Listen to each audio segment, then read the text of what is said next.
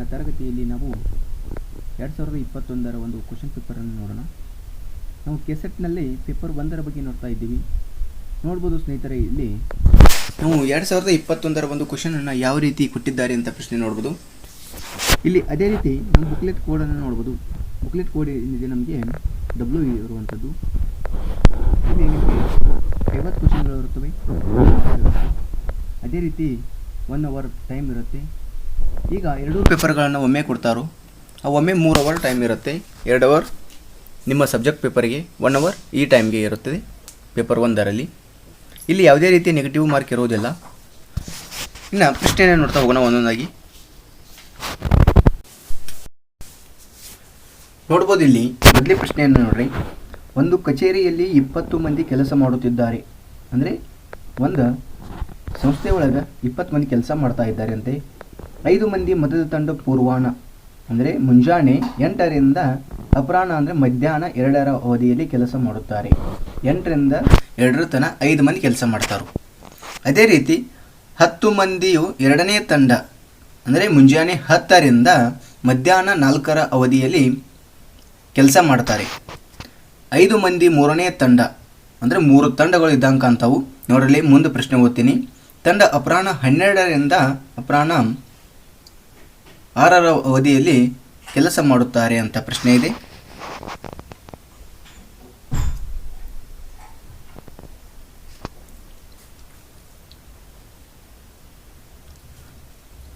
ಆರರ ಅವಧಿಯಲ್ಲಿ ಕೆಲಸ ಮಾಡುತ್ತಾರೆ. ಕಚೇರಿಯಲ್ಲಿ 5 ಕಂಪ್ಯೂಟರ್ಗಳಿದ್ದು ಎಲ್ಲ ಜನರು ಆಗಾಗ ಉಪಯೋಗಿಸುತ್ತಾರೆ. ಕೆಳಗಿನ ಯಾವ ಒಂದು ಅವಧಿಯಲ್ಲಿ ಕಂಪ್ಯೂಟರ್ಗಳು ಹೆಚ್ಚು ಬಳಕೆಯಾಗುತ್ತವೆ ಅಂತ ಪ್ರಶ್ನೆ ಕೊಟ್ಟಿದ್ದಾರೆ. ನೋಡ್ಬೋದು ಸ್ನೇಹಿತರೆ, ಇಲ್ಲಿ ಆಪ್ಷನ್ಸ್ಗಳನ್ನು ನೋಡ್ಬೋದು.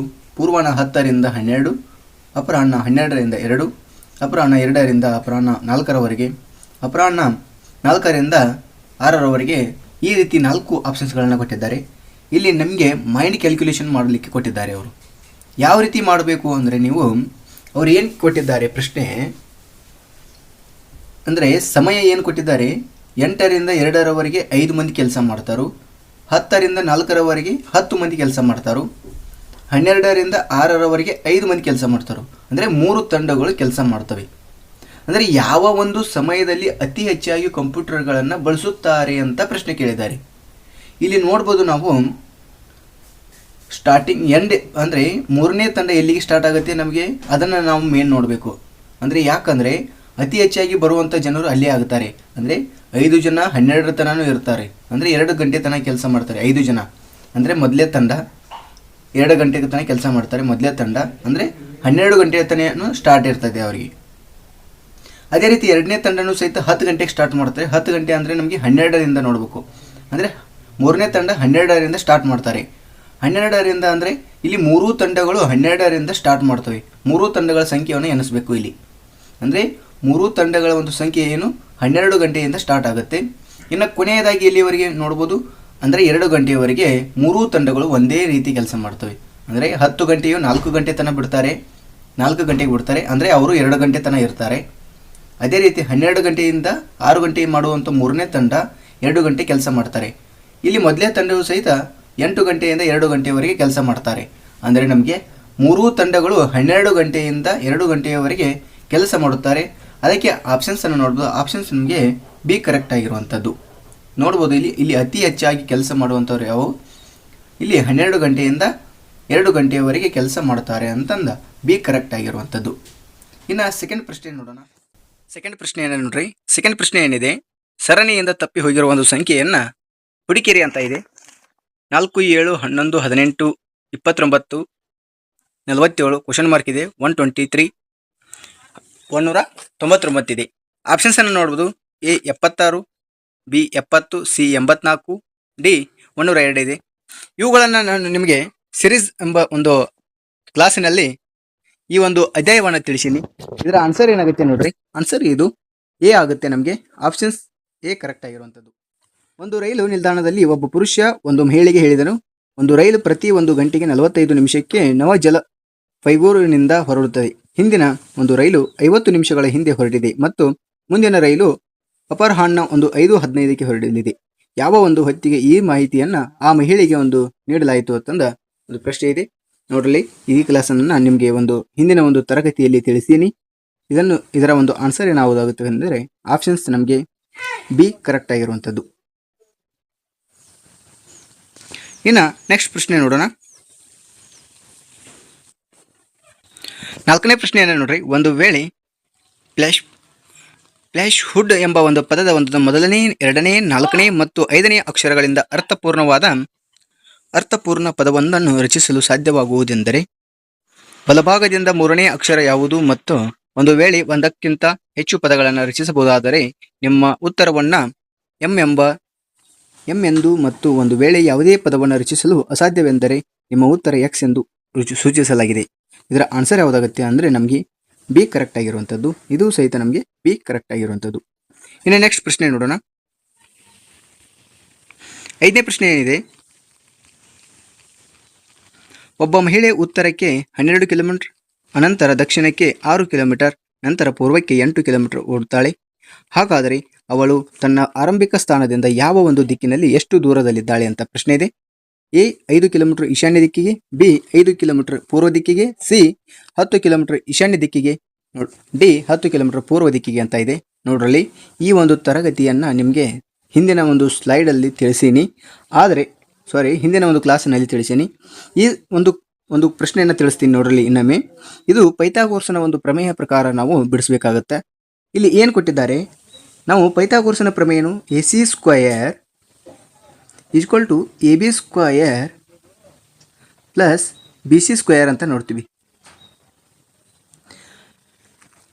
AB² + BC² ನೋಡ್ರಲ್ಲಿ AC² = AB² + BC² ಅಂತ ನೋಡ್ತೀವಿ. ಇಲ್ಲಿ ನಾವು ಪೈಥಾಗೋರಸನ ಪ್ರಮೇಯ ಆಯ್ತದು. ಅವ್ರು ಏನು ಕೊಟ್ಟಿದ್ದಾರೆ ಪ್ರಶ್ನೆ, ಉತ್ತರಕ್ಕೆ 12 ಕಿಲೋಮೀಟರ್ ಕೊಟ್ಟಿದ್ದಾರೆ. ಉತ್ತರಕ್ಕೆ 12 ಕಿಲೋಮೀಟರ್ ಅಂದಾಗ ನಾವು ಇಲ್ಲಿ 12 ಕಿಲೋಮೀಟರ್ ಬರ್ಕೊಳ್ತೀವಿ. ಅದೇ ರೀತಿ ನಂತರ ಅವ ದಕ್ಷಿಣಕ್ಕೆ ಅಂದರೆ ವಾಪಸ್ ರಿಪೀಟ್ ಆಗಿ ಎಷ್ಟು ಕಿಲೋಮೀಟರ್ ಬರ್ತಾನೋ 6 ಕಿಲೋಮೀಟರ್ ನಡ್ಕೋತ ಬರ್ತಾನೋ. ಅಲ್ಲಿ ರಿಪೀಟ್ ಎಷ್ಟು ಬರ್ತಾನೋ 6 ಕಿಲೋಮೀಟರ್ ಬರ್ತಾನೆ. ನಂತರ ಆತನು ಪೂರ್ವ ದಿಕ್ಕಿಗೆ 8 ಕಿಲೋಮೀಟರ್ ಹೋಗ್ತಾನೆ. ಅಂದರೆ ಇಲ್ಲಿದಿಂದ ಇಲ್ಲಿಗೆ 6 ಕಿಲೋಮೀಟರ್ ವಾಪಸ್ ರಿಪೀಟ್ ಬಂದ. ಅವೆಷ್ಟು ಉಳಿತು ಬಂದಿದ್ರು ತನ್ನ ಸ್ಥಾನದಿಂದ, ತನ್ನ ಸ್ಥಾನ ಇದು ತನ್ನ ಸ್ಥಾನದಿಂದ ಹೋಗಿದ್ದ ಎಷ್ಟು 12 ಕಿಲೋಮೀಟರ್ ಹೋಗಿದ್ದವ. ಹೋದಾಗ ಹೊರಮನೆ 6 ಕಿಲೋಮೀಟರ್ ವಾಪಸ್ ಬರ್ತಾನೆ. ವಾಪಸ್ ಬಂದಾಗ ತನ್ನ ಸ್ಥಾನಕ್ಕೆ ಎಷ್ಟು ಕಿಲೋಮೀಟರ್ ದೂರದಾನು 6 ಕಿಲೋಮೀಟರ್. ಅಂದರೆ ಪೂರ್ವಕ್ಕೆ ಎಷ್ಟಿದಾನು 8 ಕಿಲೋಮೀಟರ್ ಇದ್ದಾನೆ. ಅಂದರೆ ಪೈಥಾಗೋರಸ್ನಲ್ಲಿ ನಾವು ಏನು ಮಾಡ್ತೀವಿ, ಇದು ಎ ಅಂತ ತಿಳ್ಕೊತೀವಿ, ಇದು ಬಿ ಅಂತ ತಿಳ್ಕೊತೀವಿ, ಇದು ಸಿ. ಅಂದರೆ ನಮಗೆ ಇಲ್ಲಿಂದ ಈ ಅಂತರವನ್ನು ಎಷ್ಟು ದೂರದಲ್ಲಿದ್ದಾನೆ ಅಂತ ಪ್ರಶ್ನೆ ಕೇಳಿದ್ದಾರೆ ಅವರು. ಅಂದರೆ ಇಲ್ಲಿ ನೋಡ್ರಲ್ಲಿ AC² ಅಂತ ನಾವು ಕಂಡುಹಿಡಿಬೇಕು. AC² ಕಂಡುಹಿಡಿಬೇಕಾದ್ರೆ ನಾವು AB² ಎಷ್ಟಿದೆ 6, ಒಂದು ಸ್ಕ್ವೇರ್ ಬರ್ಕೊಳ್ತೀವಿ, ಪ್ಲಸ್ ಮತ್ತು BC ಎಷ್ಟಿದೆ 8² ಅಂತ ಬರ್ಕೋತೀವಿ ರೀ. ಇಲ್ಲಿ 6 6 ಎಷ್ಟು 36 ಪ್ಲಸ್ 8 8 64. ಟೋಟಲ್ ಎಷ್ಟಾಯಿತು ಕೂಡಿಸೋರು ಇದನ್ನ 36 + 64 100 ಆಯಿತು. ನಮಗೆ AC² ಇಲ್ಲಿ 36 ಬರ್ದೀವಿ, ಪ್ಲಸ್ ಅದು ಹೋಯ್ತು. ಈಗ ನಾವು ನಿಮಗೆ ತಿಳಿಸೀನಿ ಅದನ್ನು. 36 + 64 ಅಂತ ಕೂಡಿಸ್ಕೋರಿ, ಎಷ್ಟಾಗುತ್ತೆ 100 ಆಗುತ್ತೆ. AC² ಏನಾಗುತ್ತೆ 100 ಆಗುತ್ತೆ. AC ಎಷ್ಟೇ ಏಟಾಗುತ್ತೆ ನಮಗೂ, ಇದು ಸ್ಕ್ವೇರ್ ಇದ್ದಿದ್ದು ಇದು ರೂಟ್ ಆಗುತ್ತೆ. ರೂಟ್ 100 ಆಗುತ್ತೆ. ನಮಗೆ ರೂಟ್ 100 ಆದಾಗ, ರೂಟ್ 100 ಇದ್ದಾಗ ಇದರ ವರ್ಗಮೂಲ ಕಂಡುಹಿಡಿಬೇಕು. 100ರ ಒಂದು ವರ್ಗಮೂಲ ಏನಾಗುತ್ತೆ ನಮಗೆ 10 ಆಗುತ್ತೆ. AC ಅನ್ನುವುದು 10 ಆಗುತ್ತೆ. ನಮಗೆ = ಎಷ್ಟು 10. ಅಂದರೆ ಆನ್ಸರ್ ಎಲ್ಲಿದೆ, ಇಲ್ಲಿ 10 ಅನ್ನೋದು 2 ಕಡೆ ಇದೆ. ಇಲ್ಲಿ ನಮಗೆ ಇನ್ನೊಂದು ಅವತನ ನೋಡ್ರಲ್ಲಿ, ಆ ವ್ಯಕ್ತಿ ಏನು ಮಾಡ್ತಾನೋ ಇಲ್ಲಿಂದ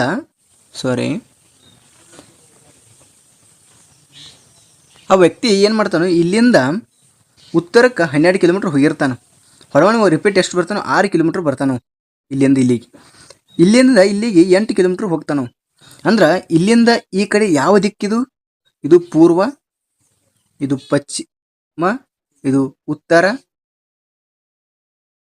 ಪೂರ್ವ, ಪಶ್ಚಿಮ, ಉತ್ತರ, ಇದು ದಕ್ಷಿಣ, ಇದು ಆಗ್ನೇಯ, ನೈಋತ್ಯ, ವಾಯುವ್ಯ, ಇದು ಈಶಾನ್ಯ. ಅಂದರೆ ಆ ವ್ಯಕ್ತಿ ಇಲ್ಲಿಂದ ಈ ಕಡೆ ಯಾವ ದಿಕ್ಕು, ಇದು ಈಶಾನ್ಯ ದಿಕ್ಕಾಗುತ್ತೆ. ಎಷ್ಟು ಕಿಲೋಮೀಟರ್ ದೂರದಲ್ಲಿದ್ದಾನೆ 10 ಕಿಲೋಮೀಟರ್ ದೂರದಲ್ಲಿದ್ದಾನೆ. ಆನ್ಸರ್ ಏನಾಗುತ್ತೆ ನೋಡ್ರಿ, ನಮಗೆ ಈಶಾನ್ಯ ದಿಕ್ಕು 10 ಕಿಲೋಮೀಟರ್ ಆಗುತ್ತೆ. ಆಪ್ಷನ್ಸ್ ನಮಗೆ ಸಿ ಕರೆಕ್ಟ್ ಆಗಿರುವಂಥದ್ದು. ನೋಡ್ಬೋದು ಇಲ್ಲಿ ಆಪ್ಷನ್ಸ್ ನಮಗೆ ಯಾವುದು ಸಿ ಕರೆಕ್ಟ್ ಆಗಿರುವಂಥದ್ದು. ನೆಕ್ಸ್ಟ್ ಪ್ರಶ್ನೆ ನೋಡೋಣ.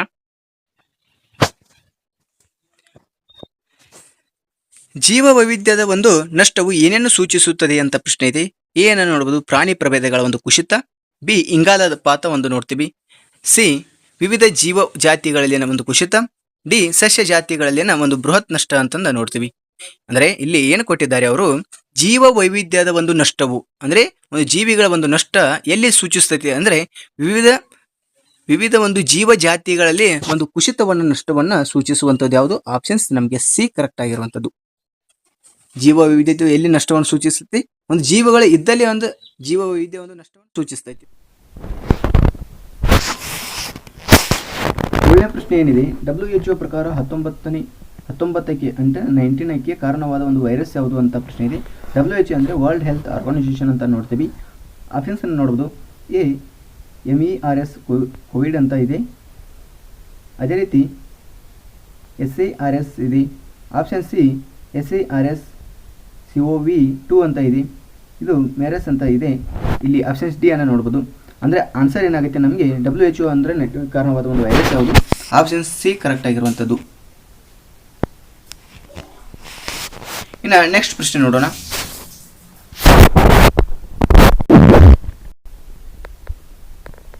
ಎಂಟನೇ ಪ್ರಶ್ನೆ ನೋಡ್ಬೋದು. ಇವುಗಳಲ್ಲಿ ಭಾರತದ ಉತ್ಪಾದಿಸಿದ ಒಂದು ಕೋವಿಡ್ ಲಸಿಕೆ ಯಾವುದು ಅಂತ ಪ್ರಶ್ನೆ ಇದೆ. ಎ ನೋಡ್ಬೋದು, ಮೊಡ್ರನ್ ಅಂತ ನೋಡ್ಬೋದು. ಸ್ಪುಟ್ನಿಕ್ ವಿ ಅಂತ ನೋಡ್ಬೋದು. ಸಿ, ಕೊರೋನಾ ವಾಕ್ ಅಂತ ನೋಡ್ಬೋದು. ಕೋವ್ಯಾಕ್ಸಿನ್ ಅಂತ ನೋಡ್ಬೋದು. ಆನ್ಸರ್ ಏನಾಗುತ್ತೆ ಅಂದರೆ ನಮಗೆ ಇಲ್ಲಿ ಆಪ್ಷನ್ಸ್ ಎಂಟನೇ ಒಂದು ಆಪ್ಷನ್ಸ್ನಲ್ಲಿ ಆಪ್ಷನ್ಸ್ ಡಿ ನೋಡ್ಬೋದು, ವ್ಯಾಕ್ಸಿನ್ ಅಂತ ನೋಡ್ತೀವಿ. ಕೊರೋನಾ ಒಂದು ವ್ಯಾಕ್ಸಿನ್ಗೆ ಯಾವ ಲಸಿಕೆ ಅಂದರೆ ಕೋವಿಡ್-19ನಲ್ಲಿ ಯಾವುದನ್ನು ಬಳಸ್ತಿದ್ರು? ಕೊರೋನಾ ವ್ಯಾಕ್ಸಿನನ್ನು ಬಳಸ್ತಾ ಇದ್ರು, ಕೋವ್ಯಾಕ್ಸಿನ್. ಇನ್ನು ನೆಕ್ಸ್ಟ್ ಪ್ರಶ್ನೆ ನೋಡೋಣ. ಡ್ಯಾಶ್ ಹೊತ್ತಿಗೆ SDGಗಳಿಗೆ ಸಾಧಿಸುವುದಕ್ಕೆ ನಿರ್ದಿಷ್ಟ ಗುರಿಗಳಿವೆ ಅಂತಂದಿದೆ. SDG ಅಂದರೆ ಇದು ಒಂದು ಸಂಯುಕ್ತ ರಾಷ್ಟ್ರವಾಗಿರುವಂಥದ್ದು. ಅಂದರೆ ಇದು ಒಂದು 2015ರಲ್ಲಿ ಒಂದು 17 ಗುರಿಗಳನ್ನು ಒಳಗೊಂಡಿರುವಂಥದ್ದು. ಇದು SDG. ಇದು ಸಸ್ಟೈನಬಲ್ ಡೆವಲಪ್ಮೆಂಟ್ ಅಂತಂದ ಗೋಲ್ಸ್ ಅಂತ ನೋಡ್ತೀವಿ. ಇದರದ ಒಂದು SDG ಒಂದು ಸೂತ್ರ ವಿಸ್ತೃತ ರೂಪ ಏನಿದೆ, ಸಸ್ಟೈನಬಲ್ ಡೆವಲಪ್ಮೆಂಟ್ ಗೋಲ್ಸ್ ಅಂತಂದಿದೆ. ಇದರ ಒಂದು 17 ಗುರಿಗಳನ್ನು ಒಳಗೊಂಡಿರುವಂಥದ್ದು. ಅಂದರೆ ಇದು ಎಷ್ಟರವರೆಗೆ ಒಂದು ಅಭಿವೃದ್ಧಿಯನ್ನು ನಿರ್ದಿಷ್ಟ ಗುರಿಗಳಿವೆ ಅಂತಂದ ಇದೆ, ಎಲ್ಲಿಯವರೆಗೆ ಅಂದರೆ ಇದರ ಒಂದು ಆಪ್ಷನ್ಸ್ ಅನ್ನು ನೋಡೋದು. ಆಪ್ಷನ್ಸ್ ಏನಿದೆ, 2037ರವರೆಗೆ ಇದರ 17 ಗುರಿಗಳನ್ನು ಸಾಧಿಸಬೇಕು ಅಂತಂದ ಒಂದು ಪ್ರಶ್ನೆಯನ್ನು ಕೇಳಿದ್ದಾರೆ. ಇನ್ನು ನೆಕ್ಸ್ಟ್ ಪ್ರಶ್ನೆ ನೋಡೋಣ.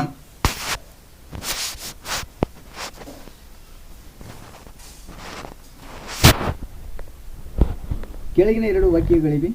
ಒಂದನ್ನು ಪ್ರತಿಪಾದನೆ ಎ ಮತ್ತು ಇನ್ನೊಂದನ್ನು ಕಾರಣ ಆರ್ ಎಂದು ಸೂಚಿಸಲಾಗಿದೆ. ಪ್ರತಿಪಾದನೆ ಎ ಅನ್ನೋದು ಲಸಿಕೆಗಳು ಮಾರಣಾಂತಿಕ ರೋಗಗಳಿಂದ ಹಲವು ಜೀವಿಗಳನ್ನು ಬಂಧಿಸುತ್ತವೆ ಮತ್ತು ರಕ್ಷಿಸುತ್ತವೆ ಅಂತ ಇದೆ. ಇಲ್ಲಿ ಕಾರಣವನ್ನು ನೋಡ್ಬೋದು.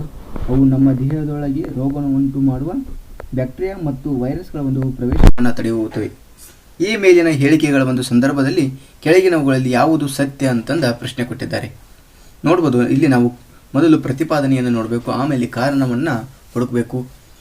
ಇಲ್ಲಿ ಎರಡೂ ಒಂದು ಕಾರಣ ಕರೆಕ್ಟ್ ಆಗುತ್ತವೆ ಇಲ್ಲವೋ ಅಂತಂದು ನೋಡಬೇಕು. ಇಲ್ಲಿ ಏನಿದೆ ಆಪ್ಷನ್ಸ್ ನಮಗೆ ಏನಕ್ಕಂತೆ ಆಪ್ಷನ್ಸನ್ನು ನೋಡ್ಬೋದು.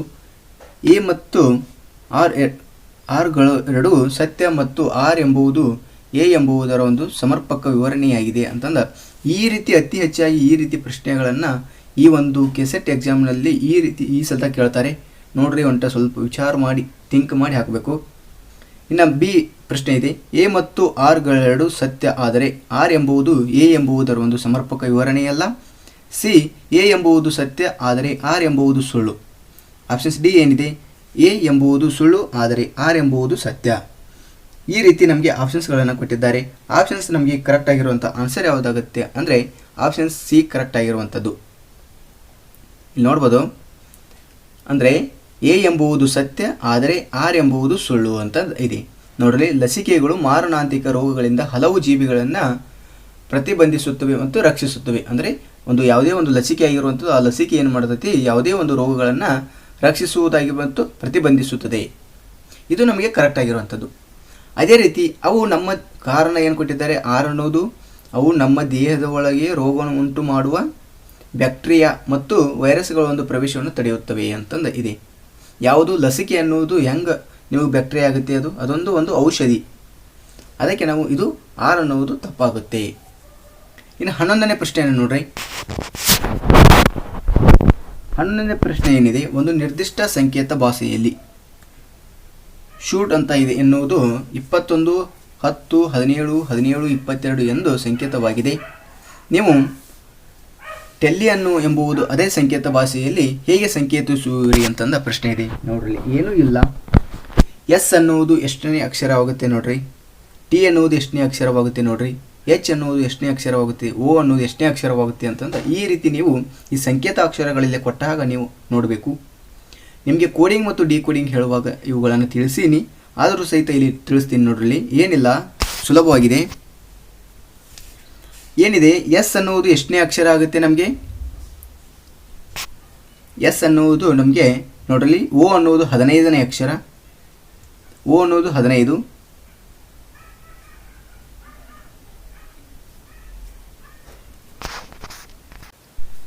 ನಮಗೆ ಎಸ್ ಅನ್ನುವುದು ಓ ಅನ್ನೋದು 15, ಓ ಅನ್ನೋದು 15 ಆಗಿದೆಯಲ್ಲ ನಿಮಗೆ. P Q R S, S ಅನ್ನೋದು 19ನೇ ಅಕ್ಷರವಾಗುತ್ತೆ. ಎಸ್ ಅನ್ನೋದು ಎಷ್ಟನೇ ಅಕ್ಷರ, 19ನೇ ಅಕ್ಷರವಾಗುತ್ತೆ. ಅವರು ಎಷ್ಟು ಮಾಡ್ಯಾರು, +2 ಮಾಡಿದ್ದಾರೆ. ಎಷ್ಟಾಯಿತು ನಮಗೆ, 21 ಆಯಿತು. ಅದೇ ರೀತಿ ಎಚ್ ಎನ್ನುವುದು ಎಷ್ಟನೇ ಅಕ್ಷರ ನೋಡ್ರಿ, ಆ ಎನ್ನುವುದು 5, ಸಾರಿ ಇ ಅನ್ನೋದು 5ನೇ ಅಕ್ಷರ, F E F G H, H ಅನ್ನೋದು 8ನೇ ಅಕ್ಷರ ಆಗುತ್ತೆ. 8 ಅಂದಾಗ 8 ಪ್ಲಸ್ ನಮಗೆ 2 ಕೂಡಿಸ್ರಿ, ಎಷ್ಟಾಗುತ್ತೆ, 10 ಆಯಿತು. ಇಲ್ಲಿ ಗೊತ್ತಾಯ್ತಲ್ಲ, 21 ಇದೆ, 10 ಬಂದಿರುವಂಥದ್ದು. ಇನ್ನು ಓ ಅನ್ನೋದು 15 ಅಂದರೆ ನಮಗೆ ಇಲ್ಲಿ 17 ಪ್ಲಸ್ 2 ಕೂಡಿಸಿದಾಗ 17 ಆಯಿತು. ಇದು ಸೇಮ್ ಆಗಿದೆ.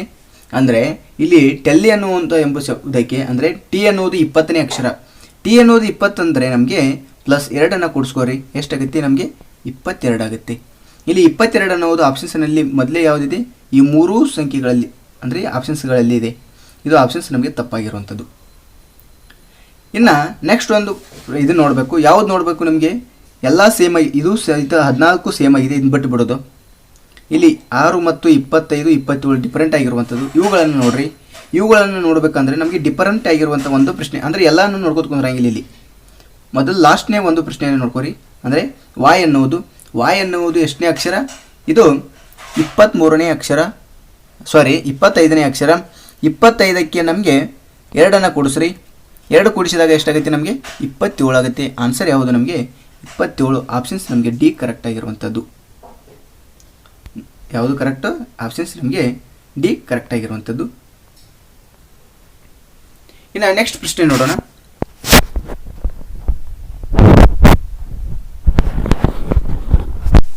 ಒಂದು ಬುಟ್ಟಿಯಲ್ಲಿ ಇರಿಸಲಾಗಿರುವ ಹೂಗಳು ಪ್ರತಿ ನಿಮಿಷಕ್ಕೆ ದ್ವಿಗುಣಗೊಳ್ಳುತ್ತದೆ. ಒಂದು ವೇಳೆ ಆ ಬುಟ್ಟಿಯು 30 ನಿಮಿಷ ಒಳಗೆ ಹೂಗಳಿಂದ ತುಂಬಿಕೊಂಡರೆ ಎಷ್ಟು ನಿಮಿಷಗಳಲ್ಲಿ ಬುಟ್ಟಿ 1/4 ಭಾಗ ಹೂಗಳಿಂದ ತುಂಬಿಕೊಳ್ಳುತ್ತದೆ ಅಂತಂದ ಪ್ರಶ್ನೆ ಇದೆ.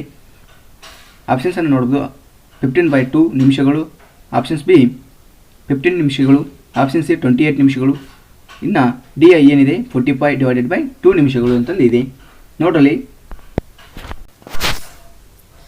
ಇಲ್ಲಿ ಆನ್ಸರ್ ಏನಾಗುತ್ತೆ ನಮಗೆ, ಆಪ್ಷನ್ ಸಿ ಕರೆಕ್ಟ್ ಆಗಿರುವಂಥದ್ದು. ಇವುಗಳನ್ನು ನಾನು ಇಲ್ಲಿ ಬಿಡಿಸ್ತಿದ್ದೆ, ಆದರೆ ಸ್ವಲ್ಪ ಇಲ್ಲಿ ನಿಮಗೆ ಬಿಡಿಸಲಿಕ್ಕೆ ಒಂದು ಸ್ವಲ್ಪ ಸಮಸ್ಯೆ ಆಗಿರುವಂಥದ್ದು.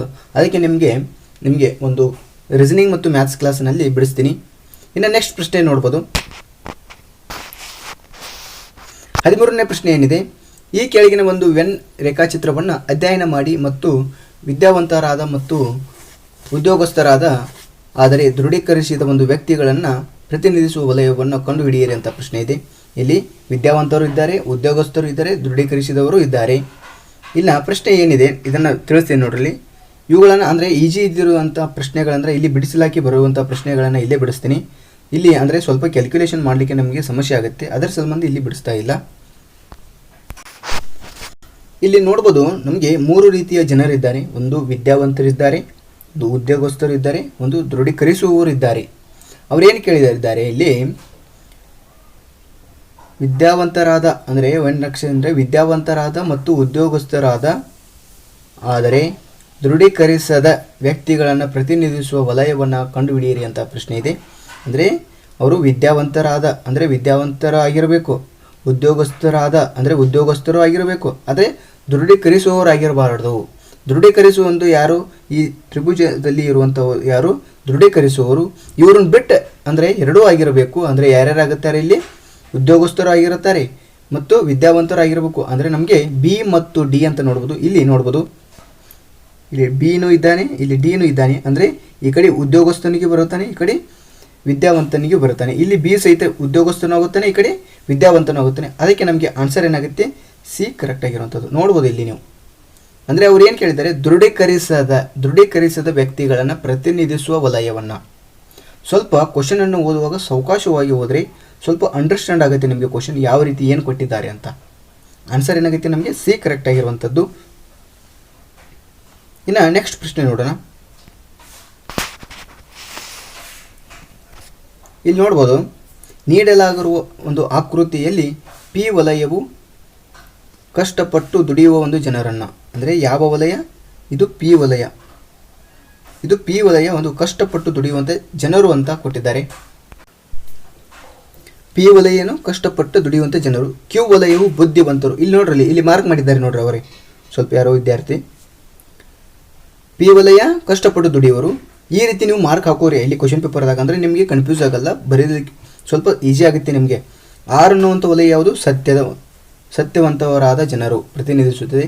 ಎಸ್ ಅನ್ನುವಂಥ ವಲಯ ಪ್ರಾಮಾಣಿಕತೆ ಜನರನ್ನು ಪ್ರತಿನಿಧಿಸುತ್ತದೆ ಅಂತಂದು ಇಲ್ಲಿ ನೋಡ್ರಿ, ಅವರೇ ಒಂದು ಮಾರ್ಕನ್ನು ಹಾಕೋದು. ಈ ರೀತಿ ನೀವು ಮಾರ್ಕ್ ಹಾಕೋಬೇಕು. ಅಂದರೆ ಯಾವ ವಲಯವು ಬುದ್ಧಿವಂತರಾದ, ಪ್ರಾಮಾಣಿಕರಾದ ಮತ್ತು ಸತ್ಯವಂತರಾದ ಆದರೆ ಕಷ್ಟಪಟ್ಟು ದುಡಿಯದ ಒಂದು ಜನರನ್ನು ಪ್ರತಿನಿಧಿಸುತ್ತದೆ ಅಂತ ಇದೆ. ಕಷ್ಟಪಟ್ಟು ದುಡಿಯುವಂಥ ಜನರು ಇವರು ಯಾರ್ಯಾರು? 9, 7, 8, 11 ನೋಡ್ರಿ ಗಪ್ರಿ ನೋಡ್ರಿ 9, 7, 8, 11, 10 ಇವರು ಕಷ್ಟಪಟ್ಟು ದುಡಿಯುವಂಥ ಜನರು. ಇವ್ರನ್ನ ಬಿಡ್ಬೇಕು ನಾವೀಗ. ಯಾಕೆ ಇವ್ರನ್ನ ಬಿಡಬೇಕು ಅಂದರೆ ಅವ್ರಿಗೆ ಇಲ್ಲಿ ಕೇಳಿಲ್ಲ, ಕಷ್ಟಪಟ್ಟು ದುಡಿಯದ ಜನರನ್ನು ಕೇಳ್ಯಾರ ಅವರು. ಕಷ್ಟಪಟ್ಟು ದುಡಿಯದ ಜನರು ಯಾರು ಇಲ್ಲಿ ಅಂದರೆ ನಮಗೆ ಈ ಆರ್ ಅನ್ನುವಂಥ ವ್ಯಕ್ತಿ ಕಷ್ಟಪಟ್ಟು ದುಡಿಯದೇ ಇರುವಂಥ ಜನರಾಗುತ್ತಾನೆ. ನೋಡ್ಬೋದು ಇಲ್ಲಿ ನಮಗೆ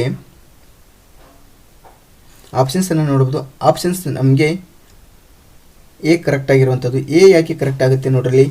ಆರ್ ಅನ್ನುವುದು ಎಲ್ಲಿದ್ದಾನೆ ನೋಡ್ರಿ, ಇವರು 10, 9, 7, 8, 11 ಇವರು ಎಲ್ಲರೂ ಈ ಒಂದು ರೌಂಡ್ ಒಳಗೆ ಬಂದಿದ್ದಾರೆ ನೋಡ್ರಿ, ಕಷ್ಟಪಟ್ಟು ದುಡಿಯುವಂಥ ಜನರಲ್ಲಿ.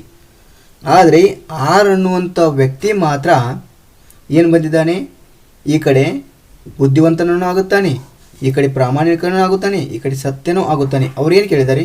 ಬುದ್ಧಿವಂತನಾಗಿರಬೇಕು, ಪ್ರಾಮಾಣಿಕನಾಗಿರಬೇಕು, ಸತ್ಯವಂತನೂ ಆಗಿರಬೇಕು. ಅದಕ್ಕೆ ನಮಗೆ ಇಲ್ಲಿ ಆನ್ಸರ್ ಏನಾಗುತ್ತೆ? ಈ ಥರ ಆರ್ ಅನ್ನುವುದು ಇವು ಕಷ್ಟಪಟ್ಟನೂ ದುಡಿಯಂಗಿಲ್ಲ, ಇವ ಬುದ್ಧಿವಂತನಾಗಿರ್ತಾನೆ, ಪ್ರಾಮಾಣಿಕನಾಗಿರ್ತಾನೆ ಮತ್ತು ಇವನು ಸತ್ಯನೂ ಆಗಿರ್ತಾನು. ಆದರೆ ಇಲ್ಲಿ 4 ಮತ್ತು ನಮಗೆ ಇಲ್ಲಿ 4 ಆಗಿರ್ಬೋದು, 5 ಆಗಿರ್ಬೋದು, 3 ಆಗಿರ್ಬೋದು, 2 ಆಗಿರ್ಬೋದು, 1 ಆಗಿರ್ಬೋದು. ಈ ಯಾಕೆ ಬರೋದಿಲ್ಲ ಅಂದರೆ ಇವು ಕಷ್ಟಪಟ್ಟು ಇವರು ನೋಡ್ರಿ, ಇವ್ರು ಏನಾಗಿರ್ತಾರೆ ಅಂದರೆ ಇವರು ಬುದ್ಧಿವಂತರಾಗಿರಂಗಿಲ್ಲ. 4 ಅನ್ನೋರು ಬುದ್ಧಿವಂತರಾಗಿರಂಗಿಲ್ಲ ಮತ್ತು ಪ್ರಾಮಾಣಿಕನೂ ಆಗಿರಂಗಿಲ್ಲ. 5 ಅನ್ನುವಂಥ ವ್ಯಕ್ತಿ ಏನಾಗಿರ್ತಾನೆ? ಬುದ್ಧಿವಂತ ಆಗಿರಂಗಿಲ್ಲ. 3 ವ್ಯಕ್ತಿ ಇವ್ರತನು ಸತ್ಯನೂ ಆಗಿರಂಗಿಲ್ಲ ಮತ್ತು ಬುದ್ಧಿವಂತನೂ ವ್ಯಕ್ತಿ ಆಗಿರಂಗಿಲ್ಲ. 2 ಅನ್ನುವಂಥ ವ್ಯಕ್ತಿ ಏನಾಗಿರ್ತಾನೆ? 2 ಅನ್ನುವಂಥ ವ್ಯಕ್ತಿ ಈ ಕಡೆ ಪ್ರಾಮಾಣಿಕ ಆಗಿರ್ತಾನೆ ಮತ್ತು ಬುದ್ಧಿವಂತ ಮಾತ್ರ ಆಗಿರ್ತಾನೆ. ಅವ್ರೇನು ಕೇಳಿದ್ರು? ಸತ್ಯನೂ ಆಗಿರಬೇಕಂತ ಕೊಟ್ಟಿದ್ದಾರೆ. ಅದಕ್ಕೆ 2 ವ್ಯಕ್ತಿ ಏನೂ ಆಗಲ್ಲ. 1 ಅನ್ನುವಂಥ ವ್ಯಕ್ತಿ ನೋಡ್ರಿ, 1 ಅನ್ನುವಂಥ ವ್ಯಕ್ತಿನೂ ಸಹಿತ ಬುದ್ಧಿವಂತ ಮಾತ್ರ ಆಗಿರ್ತಾನವ. ಈ ಪ್ರಾಮಾಣಿಕ ಆಗಲಿ ಸತ್ಯ ಆಗಲಿ ಕಷ್ಟಪಡದ ಒಂದು ವ್ಯಕ್ತಿ ಆಗಿರ್ತಾನೋ. ಆದರೆ ಅಂದರೆ ಇಲ್ಲಿ ನಮಗೆ ಸತ್ಯ ಮತ್ತು ಪ್ರಾಮಾಣಿಕ ಆಗಿರಂಗಿಲ್ಲವ. ಅದಕ್ಕೆ ನಮಗೆ ಇಲ್ಲಿ ಈ ಆರ್ ಅನ್ನುವಂಥ ವ್ಯಕ್ತಿ ಕಷ್ಟಪಡದೇ ಒಂದು ವ್ಯಕ್ತಿಯಾಗಿರುತ್ತಾನೆ, ಆದರೆ ಪ್ರಾಮಾಣಿಕನೂ ಆಗಿರ್ತಾನೆ, ಈ ಕಡೆ ಬುದ್ಧಿವಂತನೂ ಆಗಿರ್ತಾನೆ, ಈ ಕಡೆ ಸತ್ಯನೂ ಆಗಿರ್ತಾನೆ. ಆನ್ಸರ್ ಏನಾಗುತ್ತೆ? ನಮಗೆ ಎ ಕರೆಕ್ಟ್ ಆಗಿರುವಂಥದ್ದು. ಇನ್ನು ನೆಕ್ಸ್ಟ್ ಪ್ರಶ್ನೆ ನೋಡೋಣ. ನೋಡ್ಬೋದು ಇಲ್ಲಿ ಪ್ರಶ್ನೆಯನ್ನು. ಒಂದು ವೇಳೆ ಕೆಂಪು ಎಂಬುದು ಗಾಳಿ ಎಂದು ಕರೆದರೆ, ಕೆಂಪು ಅಂದಕ್ಕೆ ಏನು ಕರೀತಾರೆ? ಗಾಳಿ ಎಂದು ಕರೀತಾರೆ. ಗಾಳಿಯನ್ನು ಕಪ್ಪು ಎಂದು ಕರೆದರೆ, ಕಪ್ಪನ್ನು ಆಕಾಶ ಎಂದು ಕರೆದರೆ, ಆಕಾಶವನ್ನು ನೀಲಿ ಎಂದು ಕರೆದರೆ, ನೀಲಿಯನ್ನು ಮಾರುತವೆಂದು ಕರೆದರೆ, ಮಾರುತವನ್ನು ಬಿಳಿ ಎಂದು ಕರೆದರೆ, ಆಕಾಶದ ಬಣ್ಣ ಯಾವುದು ಅಂತಂದು ಕೇಳಿದ್ದಾರೆ. ನೋಡ್ರಲ್ಲಿ ಆಕಾಶವನ್ನು ನೀಲಿ ಅಂತಂದು ಕರೀತಾರೆ. ನೀಲಿ ಇಲ್ಲಿ ನೋಡ್ರಿ, ಇಲ್ಲಿ ನೋಡ್ಬೇಕು, ಆಕಾಶವನ್ನು ನೀಲಿ ಎಂದು ಕರೆಯುತ್ತಾರೆ. ಆಕಾಶವನ್ನು ನೀಲಿ ಅಂತಂದು ಕರೀತಾರೆ. ನೋಡ್ರಿ, ಆಕಾಶ ಕಪ್ಪುವನ್ನು ಆಕಾಶ ಎಂದು ಕರೆದರೆ ನಮಗೆ ಆಕಾಶ ಎಲ್ಲಿ ಬಂದಿದೆ ನೋಡಬೇಕು. ಆಕಾಶ ಅಂದರೆ ಆಕಾಶದ ಬಣ್ಣ ಯಾವುದು ಅಂತ ಪ್ರಶ್ನೆ ಕೊಟ್ಟಿದ್ದಾರೆ. ಆಕಾಶದ ಬಣ್ಣ ಅಂದರೆ ನಮಗೆ ಆಕಾಶದ ಬಣ್ಣ ಕಪ್ಪು ಅಂತಂದು ನೀವು ಬರೆಯಕ್ಕೆ ಬರಲ್ಲ. ಕಪ್ಪುವನ್ನು ಆಕಾಶ ಅಂತಂದು ಈ ರೀತಿ ಕರೆದಿಲ್ಲ. ಅಂದರೆ ಕಪ್ಪು ಬಣ್ಣವನ್ನು ಆಕಾಶ ಅಂತಂದು ಎಂದು ಕರೆದಿಲ್ಲ ಅವರು. ಆಕಾಶವನ್ನು ಏನಂತಂದು ಕರೆದಾರ ಅವರು. ನೆಕ್ಸ್ಟ್ ಹೆಸರು ಏನಿಟ್ಟಾರ, ಅದಕ್ಕೆ ನೀಲಿ ಅಂತಂದು ಹೆಸರಿಟ್ಟಾರ ಅವರು. ಆಕಾಶ ಅನ್ನೋದಕ್ಕೆ ಏನಿರ್ತಂದು ಹೆಸರಿಟ್ಟಾರೋ, ನೀಲಿ ಅನ್ನೋದು ಹೆಸರಿಟ್ಟಾರ. ಅದಕ್ಕೆ ಆನ್ಸರ್ ಏನಾಗುತ್ತೆ, ನಮಗೆ ನೀಲಿ ಆಗುತ್ತೆ. ಇಲ್ಲಿ ಆಪ್ಷನ್ಸ್ ನಮಗೆ ಸಿ ಕರೆಕ್ಟ್ ಆಗಿರುವಂಥದ್ದು. ಇನ್ನು ನೆಕ್ಸ್ಟ್ ಪ್ರಶ್ನೆ ನೋಡೋಣ. ನೆಕ್ಸ್ಟ್ ಪ್ರಶ್ನೆ ಏನಿದೆ,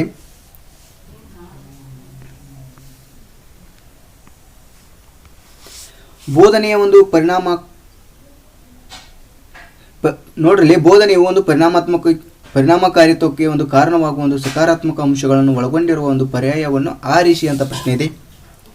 ವಿಷಯದ ಮೇಲಿನ ಒಂದು ಶಿಕ್ಷಕರ ಒಂದು ಜ್ಞಾನ ಆಗಿರ್ಬೋದು, ಶಿಕ್ಷಕರ ಸಮಾಜ ಆರ್ಥಿಕ ಹಿನ್ನೆಲೆ ಆಗಿರ್ಬೋದು, ಶಿಕ್ಷಣ ಒಂದು ಸಂವಹನದ ಕೌಶಲ್ಯ ಆಗಿರುವಂಥದ್ದು, ವಿದ್ಯಾರ್ಥಿಗಳನ್ನು ಸಂತೋಷಪಡಿಸುವ ಒಂದು ಶಿಕ್ಷಕರ ಸಾಮರ್ಥ್ಯ, ವಿದ್ಯಾರ್ಥಿಗಳೊಂದಿಗೆ ಶಿಕ್ಷಕರ ಒಂದು ವೈಯಕ್ತಿಕ ಸಂಪರ್ಕ ಆಗಿರ್ಬೋದು, ತರಗತಿಯ ಕೊಠಡಿಯಲ್ಲಿ ವ್ಯವಹಾರಗಳ ಒಂದು ನಿರ್ವಹಣೆ ಮತ್ತು ಮೇಲ್ವಿಚಾರಣೆಯಲ್ಲಿ ಶಿಕ್ಷಕರ ಒಂದು ಸಾಮರ್ಥ್ಯ ಅಂತಂದ ಈ ರೀತಿ ಈ ಶಿಕ್ಷಕರ ಒಂದು ಬೋಧನೆಯ ಒಂದು ಪರಿಣಾಮಕಾರಿತ್ವಕ್ಕೆ ಒಂದು ಕಾರಣವಾಗಿರುವಂಥ ಸಕಾರಾತ್ಮಕ ಅಂಶಗಳು ಯಾವ್ಯಾವು ಅಂತಂದು ಕೇಳಿದ್ದಾರೆ.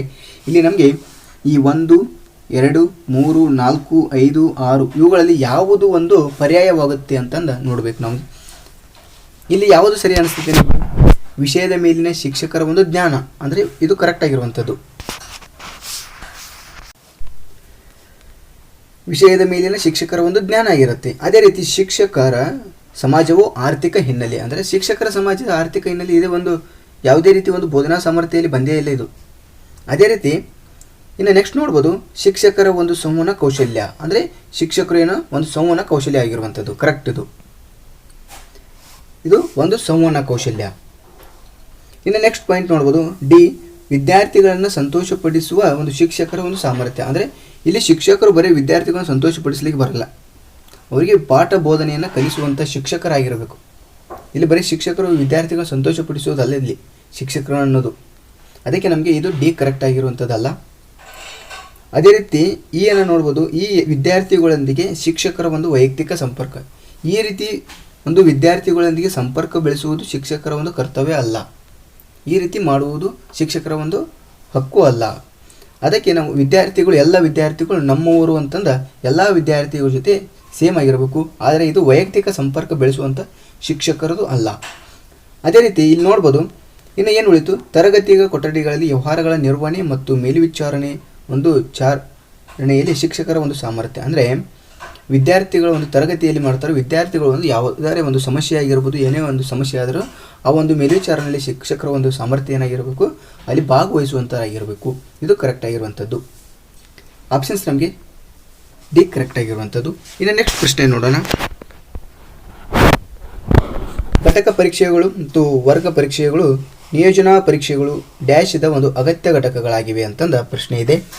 ಇಲ್ಲಿ ನೋಡ್ಬೋದು, ಆಪ್ಷನ್ಸನ್ನು ನೋಡ್ಬೋದು, ಸಾರಾಂಶ ಮತ್ತು ಮೌಲ್ಯಮಾಪನ, ಬಿ ವಿಶ್ಲೇಷಣಾತ್ಮಕ ಮೌಲ್ಯಮಾಪನ, ಸಿ ನಿರಂತರ ಒಂದು ಮೌಲ್ಯಮಾಪನ, ಡಿ ನೈದಾನಿಕ ಮೌಲ್ಯಮಾಪನ ಆಗಿರುವಂಥದ್ದು. ಇಲ್ಲಿ ಘಟಕ ಪರೀಕ್ಷೆ ಆಗಿರ್ಬೋದು, ಅರ್ಧ ವಾರ್ಷಿಕ ಅಂತ ಕರಿತೀವಿ, ವರ್ಗದ ಪರೀಕ್ಷೆ ಅಂತ ನೋಡ್ತೀವಿ, ನಿಯೋಜನಾ ಪರೀಕ್ಷೆಗಳು ಇವು ಒಂದು ನಿರಂತರ ಒಂದು ಮೌಲ್ಯಮಾಪನ ಆಗಿರುವಂಥದ್ದು ಅಂದರೆ ನಿರಂತರವಾಗಿ ನಡೆಯುವಂಥದ್ದು. ಅಂದರೆ ಅರ್ಧ ವಾರ್ಷಿಕ ಗಂಟೆ ನೆಕ್ಸ್ಟ್ ಒಂದು ವರ್ಗದ ಒಂದು ಪರೀಕ್ಷೆ ನಡೆಯುತ್ತೆ ಅಂದರೆ ನಿಯೋಜನಾ ಪರೀಕ್ಷೆಗಳು. ಈ ರೀತಿ ಒಂದು ಘಟಕಗಳ ಪರೀಕ್ಷೆಗಳು ನಡೀತವೆ. ಇದು ನಿರಂತರ ಒಂದು ಮೌಲ್ಯಮಾಪನವಾಗಿರುವಂಥದ್ದು. ಇನ್ನು ನೆಕ್ಸ್ಟ್ ಪ್ರಶ್ನೆ ಏನಿದೆ, 18ನೇ ಪ್ರಶ್ನೆ, ತತ್ವಶಾಸ್ತ್ರದ ಒಂದು ಯಾವ ಶಾಖೆಯು ಜ್ಞಾನ ಅದರ ಒಂದು ಸ್ವರೂಪ, ವಿಧಾನ ಮತ್ತು ಸಿಂಧುತ್ವಗಳೊಂದಿಗೆ ವಿವರಿಸುತ್ತದೆ ಅಂತ ಇದೆ. ಎ ತರ್ಕಶಾಸ್ತ್ರ, ಬಿ ಸೌಂದರ್ಯಶಾಸ್ತ್ರ, ಸಿ ಜ್ಞಾನಶಾಸ್ತ್ರ, ಡಿ ತಾತ್ವಿಕ ಒಂದು ಸಿದ್ಧಾಂತ ತಂದಿದೆ. ಆನ್ಸರ್ ಏನಾಗುತ್ತೆ ಅಂದರೆ ತತ್ವಶಾಸ್ತ್ರದ ಒಂದು ಶಾಖೆಯು ಜ್ಞಾನ ತಂದು ಹೇಳಿದ್ದಾರೆ. ಜ್ಞಾನ ಅಂದಾಗ ಇಲ್ಲೇ ನೋಡ್ಬೋದು, ನಮಗೆ ಒಂದು ಜ್ಞಾನಶಾಸ್ತ್ರವನ್ನು ಬೆಳೆಸುವಂಥದ್ದು. ಇನ್ನು ನೆಕ್ಸ್ಟ್ ಪ್ರಶ್ನೆ, ಈ ಕೆಳಗಿನವುಗಳಲ್ಲಿ ಅತ್ಯುನ್ನತ ಅರಿವಿನ ಒಂದು ಸಾಮರ್ಥ್ಯ ಯಾವುದು ಅಂತಂದ ಪ್ರಶ್ನೆ ಕೊಟ್ಟಿದ್ದಾರೆ. ಎ ನೋಡ್ಬೋದು ತಿಳಿಯುವುದು, ಬಿ ಅರ್ಥ ಮಾಡಿಕೊಳ್ಳುವುದು, ಸಿ ವಿಶ್ಲೇಷಿಸುವುದು, ಡಿ ಮೌಲ್ಯಮಾಪನ ಮಾಡುವುದು ಅಂತಂದ ಪ್ರಶ್ನೆ ಇದೆ. 19ನೇ ಪ್ರಶ್ನೆಯಲ್ಲಿ ಅಂದರೆ ನಾವು ಅತ್ಯುನ್ನತ ಅರಿವಿನ ಸಾಮರ್ಥ್ಯ ಯಾವುದು ಅಂತಂದ ಕರೀತಾರೆ. ಇಲ್ಲಿ ಮೌಲ್ಯಮಾಪನ ಮಾಡುವುದು ಒಂದು ಅತ್ಯುನ್ನತ ಅರಿವಿನ ಒಂದು ಸಾಮರ್ಥ್ಯವಾಗಿರುವಂತಂದು ನೋಡ್ಬೋದು. ನೆಕ್ಸ್ಟ್ ಪ್ರಶ್ನೆ ಏನಿದೆ, ತರಗತಿಯ ಒಂದು ಕೊಠಡಿಯಲ್ಲಿ ಬೋಧನೆಯು ಡ್ಯಾಶಿನ ಒಂದು ವಿಧ ಅಂತಂದು ಕೊಟ್ಟಿದ್ದಾರೆ. ಎ ನೋಡ್ಬೋದು ಮಾಹಿತಿ ಒಮ್ಮುಖ ಒಂದು ವಿತರಣೆ, ಬಿ ಕೇವಲ ಪಾತ್ರ ನಿರ್ವಹಣೆ, ಸಿ ಅಮೌಖಿಕ ಒಂದು ಸಂವಹನ, ಡಿ ಸಂಭಾಷಣೆ ಅಂತಂದ ಪ್ರಶ್ನೆ ಇದೆ. ಇಲ್ಲಿ ನೋಡ್ಬೋದು ನಾವು ಏನಾಗುತ್ತೆ, ಇದು ಆಪ್ಷನ್ಸ್ ನಮಗೆ ಡಿ ಕರೆಕ್ಟ್ ಆಗಿರುವಂಥದ್ದು, ಒಂದು ಸಂಭಾವನೆ ಆಗಿರುವಂಥದ್ದು. ಅಂದರೆ ತರಗತಿಯ ಒಂದು ಕೊಠಡಿಯಲ್ಲಿ ಬೋಧನೆ ಏನಾಗಿರುತ್ತೆ, ಸಂಭಾಷಣೆಯ ಒಂದು ವಿಧ ಆಗಿರುವಂಥದ್ದು. ಇನ್ನು ನೆಕ್ಸ್ಟ್ ಪ್ರಶ್ನೆ ನೋಡೋಣ.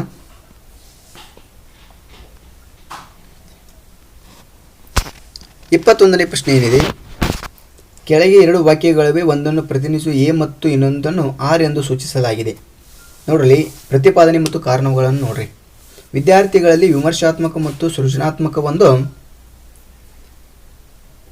ಆಲೋಚನಾ ಅರ್ಹತೆಗಳನ್ನು ಬೆಳೆಸುವುದೇ ಉನ್ನತ ಶಿಕ್ಷಣದ ಒಂದು ಉದ್ದೇಶವಾಗಿದೆ. ಕಾರಣ ಆರನ್ನು ನೋಡುವುದು, ಇಲ್ಲಿ ಅವರ ಒಂದು ಸಾಮರ್ಥ್ಯಗಳು ಉದ್ಯೋಗ ನಿಯೋಜನೆ ಒಂದು ಖಚಿತವಾಗಿರುತ್ತವೆ ಅಂತಂದಿದೆ. ಇಲ್ಲಿ ವಿದ್ಯಾರ್ಥಿಗಳಲ್ಲಿ ವಿಮರ್ಶಾತ್ಮಕ ಮತ್ತು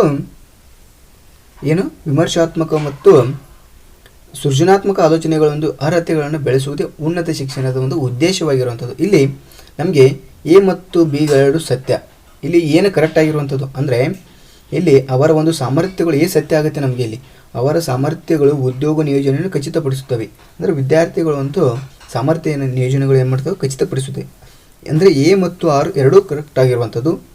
ಆರ್ ಎಂಬುದು ಎ ಎಂಬುದರ ಒಂದು ಸಮರ್ಪಕ ವಿವರಣೆ ಅಲ್ಲ ಅಂತಂದು ನಾವು ತಿಳ್ಕೊಬೋದು. ಆನ್ಸರ್ ಏನಾಗುತ್ತೆ, ನಮಗೆ ಬಿ ಕರೆಕ್ಟ್ ಆಗಿರುವಂಥದ್ದು. ಇನ್ನು ನೆಕ್ಸ್ಟ್ ಪ್ರಶ್ನೆ ನೋಡೋಣ.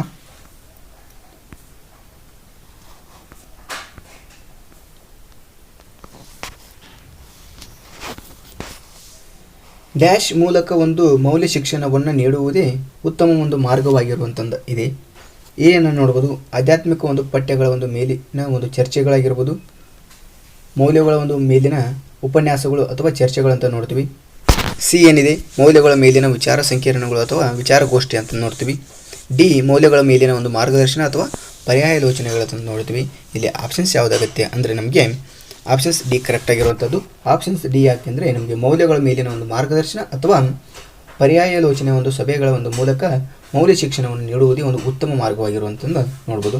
ಇನ್ನು ನೆಕ್ಸ್ಟ್ ಪ್ರಶ್ನೆ ಏನಿದೆ, ಈ ಕೆಳಗಿನವುಗಳಲ್ಲಿ ಯಾವುದು ಒಂದು NEP 2026 ಒಂದು ಪ್ರಮುಖ ಲಕ್ಷಣವಲ್ಲ ಅಂತಂದ ಪ್ರಶ್ನೆ ಇದೆ. ಇಲ್ಲಿ ನ್ಯೂ ಎಜುಕೇಷನ್ ಪಾಲಿಸಿ ಅಂತ ನೋಡ್ತೀವಿ. ಆಪ್ಷನ್ಸನ್ನು ನೋಡ್ಬೋದು. ಎ ಏನಿದೆ, ಗ್ರೇಡ್ 3 ಎಲ್ಲ ವಿದ್ಯಾರ್ಥಿಗಳು ತಳಮಟ್ಟದ ಒಂದು ಸಾಕ್ಷರತೆ ಮತ್ತು ಗಣಿತ ತಜ್ಞೆಯಲ್ಲಿ ಸಾಧಿಸುವುದಕ್ಕೆ ಒಂದು ಹೆಚ್ಚಿನ ಆದ್ಯತೆಯಾಗಿರುವಂಥದ್ದು. ಬಿ ಏನಿದೆ, ತಮ್ಮ ಕಲಿಕಾ ಉದ್ದೇಶ ಮತ್ತು ಕಾರ್ಯಕ್ರಮಗಳ ಒಂದು ಆಯ್ಕೆಯಲ್ಲಿ ಶಿಕ್ಷಣಾರ್ಥಿಗಳ ಒಂದು ನಮ್ಯತೆ, ಕಲಿಸುವಿಕೆ ಮತ್ತು ಕಲಿಕೆಯಲ್ಲಿ ಬಹುಭಾಷಿಕತೆ ಮತ್ತು ಭಾಷಾ ಶಕ್ತಿಯನ್ನು ಉತ್ತೇಜಿಸುವುದು. ಡಿ ಏನಿದೆ, ಕಲಿಕೆಯ ಒಂದು ನಿಯಮಿತವಾದ ಒಂದು ರಚನಾತ್ಮಕ ಮೌಲ್ಯಮಾಪನಕ್ಕಾಗಿಂತ ಸಾರಾಂಶ ಮೌಲ್ಯಮಾಪನಕ್ಕೆ ಒಂದು ಗಮನಿಸುವುದು ಅಂತಂದ ಪ್ರಶ್ನೆ ಕೊಟ್ಟಿದ್ದಾರೆ. ಅಂದರೆ ಈ ಕೆಳಗಿನ ಯಾವುದು NEP ಒಂದು 2026 ಒಂದು ಪ್ರಮುಖ ಲಕ್ಷಣ ಯಾವುದಲ್ಲ ಅಂದರೆ ನಮಗೆ ಆನ್ಸರ್ ಡಿ ಆಗಿರುವಂಥದ್ದು. ಆನ್ಸರ್ ಡಿ ಯಾಕೆ ಅಂದರೆ ಇಲ್ಲಿ ಒಂದು ಕಲಿಕೆಯ ಒಂದು ನಿಯಮಿತವಾದ ರಚನಾತ್ಮಕ ಒಂದು ಮೌಲ್ಯಮಾಪನಕ್ಕಿಂತ ಸಾರಾಂಶ ಏನಾಗಿರುತ್ತೆ, ಮೌಲ್ಯಮಾಪನ ಒಂದು ಗಮನ ಹರಿಸುವುದು ಅಂತಂದ ಆಗುತ್ತೆ. ಇನ್ನು 24ನೇ ಪ್ರಶ್ನೆ ನೋಡ್ರಿ. ಈ ಕೆಳಗಿನವುಗಳಲ್ಲಿ ಯಾವುದು ಒಂದು ಪ್ರಧಾನಮಂತ್ರಿ ಮುದ್ರಾ ಯೋಜನೆ ಒಂದು ಫಲಶ್ರುತಿಯಲ್ಲ ಅಂತಂದು ಇದೆ. ಇಲ್ಲಿ ಮುದ್ರಾ ಯೋಜನೆಯಲ್ಲಿ ಇಲ್ಲಿ ಪ್ರಧಾನಮಂತ್ರಿಯವರು ಈಗ ಏನೇನು ಕೊಡ್ತಾರೆ ಅಂದರೆ ಒಂದು ಪ್ರಶ್ನೆಯನ್ನು ನೋಡ್ಬೋದು, ಆಪ್ಷನ್ಸನ್ನು ನೋಡ್ಬೋದು. ನಮಗೆ ಎ ಏನಿದೆ, ಶಿಶು ಇದೆ, ಬಿ ನಾರಿ ಇದೆ, ಸಿ ಕಿಶೋರ ಇದೆ, ಡಿ ಏನಿದೆ, ತರುಣ ಅಂತಂದು ಇದೆ. ಇಲ್ಲಿ ನಮಗೆ ಮುದ್ರಾ ಯೋಜನೆಯಲ್ಲಿ ಒಂದು ಫಲಶ್ರುತಿಯಲ್ಲ ಅಂದರೆ ಏನು, ಇದು ನಾರಿ ಯೋಜನೆ ಅನ್ನೋದು ಒಂದು ಫಲಶ್ರುತಿಯಲ್ಲ. ಅಂದರೆ ಶಿಶು ಆಗಿರ್ಬೋದು, ಕಿಶೋರ ಆಗಿರ್ಬೋದು, ತರುಣ ವ್ಯವಸ್ಥೆಯಲ್ಲಿ ಒಂದು ಸಾಲ ಸೌಲಭ್ಯಗಳನ್ನು ಕೊಡ್ತಾರೆ ಇಲ್ಲಿ. ಅಂದರೆ ಪ್ರಧಾನಮಂತ್ರಿಯವರು ಮುದ್ರಾ ಯೋಜನೆಯಲ್ಲಿ ಬರುತ್ತೆ, ನಮಗೆ ಸಾಲ ಸೌಲಭ್ಯಗಳು ಬರುತ್ತವೆ. ಈ ರೀತಿ ನಮಗೆ ಆನ್ಸರ್ ಯಾವುದು ಅಂದರೆ ನಮಗೆ ಬಿ ಕರೆಕ್ಟ್ ಆಗಿರುವಂಥದ್ದು. ಇನ್ನು ನೆಕ್ಸ್ಟ್ ಪ್ರಶ್ನೆ, NIRF ಅಂದರೆ ವಿಸ್ತೃತ ರೂಪವನ್ನು ನೋಡ್ಬೋದು. ಆಪ್ಷನ್ ಸಿ ಏನು ನೋಡೋದು, ನ್ಯಾಷನಲ್ ಇಂಟಿಗ್ರೇಟೆಡ್ ರ್ಯಾಂಕಿಂಗ್ ಫ್ರೇಮ್ವರ್ಕ್ ಅಂತ ನೋಡ್ತೀವಿ. B national ranking framework, C national institutional research framework ಅಂತ ನೋಡ್ತೀವಿ. ಆಪ್ಷನ್ಸ್ ಡಿ ಅನ್ನು ನೋಡೋದು, ನ್ಯಾಷನಲ್ ಇಂಟಿಗ್ರೇಟೆಡ್ ರಿಸರ್ಚ್ ಫ್ರೇಮ್ವರ್ಕ್ ಅಂತ ನೋಡ್ತೀವಿ. ಇಲ್ಲಿ ನಾವು ಆನ್ಸರ್ ಯಾವುದಾಗುತ್ತೆ, ನಮಗೆ ಇಲ್ಲಿ NIRF ಅಂದರೆ ಬಿ ಕರೆಕ್ಟ್ ಆಗಿರುವಂಥದ್ದು ನ್ಯಾಷನಲ್ ಇನ್ಸ್ಟಿಟ್ಯೂಷನಲ್ ರ್ಯಾಂಕಿಂಗ್ ಫ್ರೇಮ್ವರ್ಕ್ ಅಂತಂದು ನೋಡ್ತೀವಿ.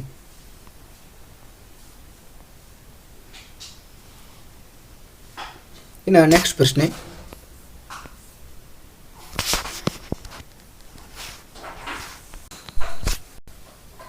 ಕೆಳಗೆ ಕೊಟ್ಟಿರುವ ಒಂದು ಪಟ್ಟಿಯಲ್ಲಿ ಸಂಶೋಧನೆಯ ಒಂದು ಹೆಜ್ಜೆಗಳಲ್ಲಿ ಯಾವ ಅನುಕ್ರಮ ತರ್ಕಬದ್ಧವಾಗಿದೆ ಅಂತ ಇದೆ. ಆಪ್ಷನ್ಸ್ ಅನ್ನು ನೋಡಬಹುದು. ಎ ಸಮಸ್ಯೆಯ ಒಂದು ಸೂತ್ರೀಕರಣ, ದತ್ತಾಂಶ ವಿಶ್ಲೇಷಣೆ, ಸಂಶೋಧನಾ ವಿನ್ಯಾಸಗಳ ಒಂದು ಅಭಿವೃದ್ಧಿ, ಕಲ್ಪನೆಯ ಒಂದು ಸೂತ್ರೀಕರಣ, ದತ್ತಾಂಶ ಸಂಗ್ರಹಣ, ಸಾಧನೀಕರಣಕ್ಕೆ ಒಂದು ಆಗಮಿಸುವುದು ಮತ್ತು ಮುಕ್ತಾಯ ಅಂತಂದಿದೆ. ಬಿ ಅನ್ನು ನೋಡಬಹುದು. ಸಮಸ್ಯೆಯ ಒಂದು ಸೂತ್ರೀಕರಣ, ಕಲ್ಪನೆಯ ಒಂದು ಸೂತ್ರೀಕರಣ ಮತ್ತು ಸಂಶೋಧನಾ ವಿನ್ಯಾಸಗಳ ಒಂದು ಅಭಿವೃದ್ಧಿ, ದತ್ತಾಂಶ ಸಂಗ್ರಹಣ, ದತ್ತಾಂಶಗಳ ಒಂದು ವಿಶ್ಲೇಷಣೆ, ಸಾಧನೀಕರಣಕ್ಕೆ ಆಗಮಿಸುವುದು ಮತ್ತು ಮುಕ್ತಾಯ ಅಂತಂದ ಪ್ರಶ್ನೆ ಇದೆ. ಅಂದರೆ ಆಪ್ಷನ್ಸ್ ಇದೆ. ಇನ್ನು ಸಿ ಅನ್ನ ಇದೆ. ಸಂಶೋಧನಾ ವಿನ್ಯಾಸಗಳ ಒಂದು ಅಭಿವೃದ್ಧಿ ಮತ್ತು ಕಲ್ಪನೆಯ ಸೂತ್ರೀಕರಣ, ಸಮಸ್ಯೆಯ ಒಂದು ಸೂತ್ರೀಕರಣ, ದತ್ತಾಂಶ ವಿಶ್ಲೇಷಣೆಯ ದತ್ತಾಂಶ ಸಂಗ್ರಹಣ, ಸಾಧಾರಣಕ್ಕಿರುವುದಕ್ಕೆ ಆಗಮಿಸುವುದು ಒಂದು ಮುಕ್ತಾಯ ಅಂತಂದು ಇದೆ. ಇಲ್ಲಿ ಡಿ ಅನ್ನು ನೋಡ್ಬೋದು. ದತ್ತಾಂಶ ಸಂಗ್ರಹಣ ಆಗಿರುವಂಥದ್ದು ಸಂಶೋಧನಾ ವಿನ್ಯಾಸಗಳ ಒಂದು ಅಭಿವೃದ್ಧಿ, ದತ್ತಾಂಶ ವಿಶ್ಲೇಷಣೆ, ಸಮಸ್ಯೆಯ ಒಂದು ಸೂತ್ರೀಕರಣ, ಕಲ್ಪನೆಯ ಒಂದು ಸೂತ್ರೀಕರಣ, ಸಾಧನೀಕರಣಕ್ಕೆ ಒಂದು ಆಗಮಿಸುವುದು ಮತ್ತು ಮುಕ್ತಾಯ ಅಂತಂದಿದೆ.